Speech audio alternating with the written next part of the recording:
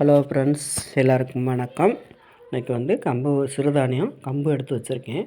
இது வந்து நல்லா கொழக்கட்டை ரெடி பண்ணுறதுக்கு தான் எடுத்து வச்சுருக்கேன். கம்மம்புல் வந்து இதெல்லாம் முன்னாடி வந்து இது நல்லா இது உடம்புக்கு நல்லதும்பாங்க. இப்போ அவ்வளோவா எடுத்துக்கிட்டது கிடையாது.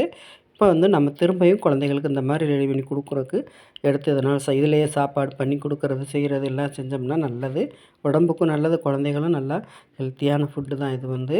இப்போ நான் வந்து நல்லா கம்மம்பழம் வந்து நல்லா வறுத்து எடுத்துட்டேன். நல்லா பொரி மாதிரி வந்துடும். நல்லா வறுக்க அதை வறுத்து எடுத்து கொஞ்சம் நேரம் ஆற வச்சு மிக்ஸி ஜாரில் போட்டு நம்ம வலுவலுன்னு அரைச்சிக்கிடலாம். இது வந்து ஒரு நாள் விட்டு 2 நாளைக்கு ஒருக்க இந்த மாதிரி ரெடி பண்ணி கொடுக்கலான்னா நம்ம வந்து நல்லா வறுத்து ஆற வச்சு ரைஸ் மில்லில் கொண்டு கொடுத்து அரைச்சிக்கிடலாம்.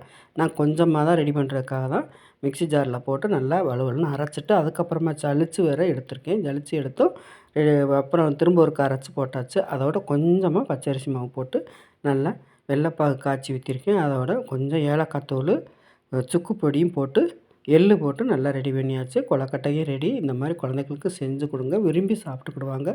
இதுதான் பழைய முறைப்படியெல்லாம் திரும்ப ஆரம்பித்தா தான் குழந்தைகளும் நல்லா விளையாடுறதுக்கு வந்து நல்லா உடம்பும் நல்லாயிருக்கும். வீடியோ பிடிச்சிருந்துச்சுன்னா லைக் பண்ணுங்கள், ஷேர் பண்ணுங்கள், சப்ஸ்கிரைப் பண்ணுங்கள், கமெண்ட் பண்ணுங்கள். பாய்.